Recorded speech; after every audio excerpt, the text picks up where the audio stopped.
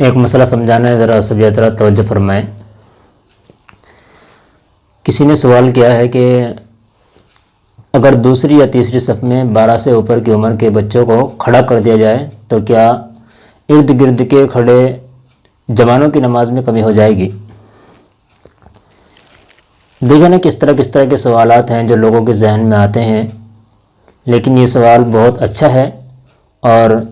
مجھے لگتا ہے کہ اس کی مجھے اچھی طریقے سے وضاحت کرنی چاہیے۔ جس طرح کہ آج کل ہماری مسجدوں کا جو ماحول بنا دیا گیا ہے اور بچوں کے ساتھ ڈانٹ ڈپٹ اور مار دھاڑ کی جو رپورٹ آ رہی ہیں، یہ صرف اسی وجہ سے کہ معلوم نہیں ہوتا لوگوں کو، تو اس طرح ڈانٹ ڈپٹ زیادہ کرتے ہیں۔ میں آپ کو ذرا تھوڑا ایک مثال سے سمجھا دوں۔ یہاں پہ دیکھیں گے ترکی میں حافظ رجب طیب اردگان اللہ تعالیٰ ان کے اوپر کروڑوں رحمت نازل فرمائے کہ انہوں نے کتنا بہترین کام اس میں کیا ہے اور بچوں کے لیے کتنی فیسلٹیز انہوں نے مسجدوں کے اندر تیار کرا دی سرکاری سطح پر، کہ انہوں نے اپنی مسجد کے اندر رکھا ہے کہ جو بھی بچہ 40 دن تک فجر کی نماز جماعت کے ساتھ پڑھے گا تو وہ اس کو سرکاری سطح پر ایک سائیکل انعام میں دیں گے۔ اب دیکھیں نا کہ کتنا بہترین انداز ہے کہ بچوں کو مسجد کی طرف لانے کے لیے بچوں کو لالچ دیا جائے، لیکن اس کے برخلاف آج ہمارے ماحول اور ہمارے علاقے کو دیکھیے۔ اگر کوئی بچہ مسجد میں آ جائے تو پہلے تو اس بچے کو ڈانٹ ڈپٹ کریں گے، پھر جس کا وہ بچہ ہے اس کے ساتھ بھی ڈانٹ ڈپٹ کریں گے کہ تو اس چھوٹے سے بچے کو کیوں لے کے آیا۔ مسئلہ کیا ہے؟ مسئلہ یہ ہے کہ جو بھی بچہ پاخانہ پیشاب خود کر سکتا ہو اور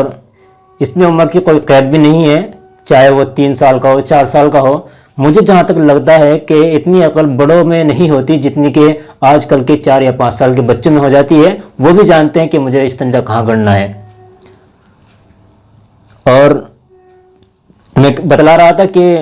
انہوں نے اپنی مسجدوں کے اندر اتنا بہترین نظام قائم کیا اور بچوں کے لیے اتنی فیسلٹیز رکھی کہ انہوں نے اپنی مسجدوں کے اندر ایک جگہ متعین کر دی اور شیشے لگا دیے اور بچوں کے لیے کھیلنے کے لیے کھلونے وہاں پر رکھ دیے۔ بچے اپنے والد کے ساتھ آتے ہیں اور وہاں پر کھیل شروع کر دیتے ہیں۔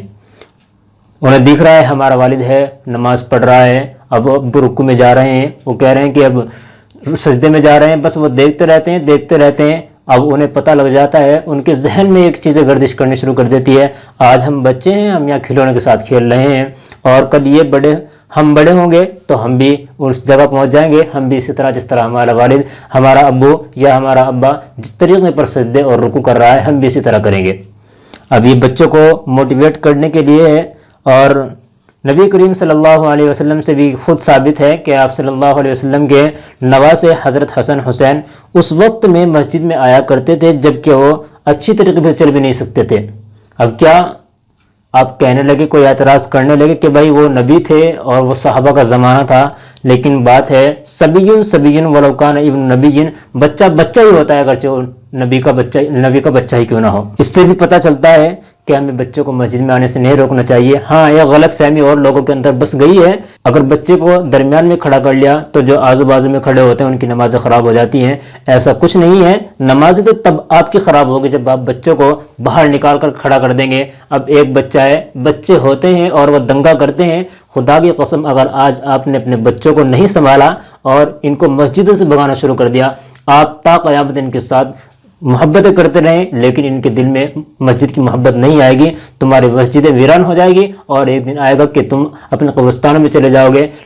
تمہاری مسجدوں کو کوئی پرسان حال نہیں ہوگا۔ اس لیے خدا ایسا نہ کیا کریں کہ آپ اپنے بچوں کو بھگائیں اور ان کو ڈانٹ ڈپٹ کریں، بلکہ پیار کے ساتھ اپنے پاس میں کھڑا کر لیں تو آپ کی نماز میں کوئی خلل نہیں ہوگا۔ اور اگر باہر بچوں کو چھوڑ دیں گے، بچوں کو لڑنے کے لیے ان کے پاس چھوڑ دیں گے تو بچے آپس میں ایک دوسرے کے ساتھ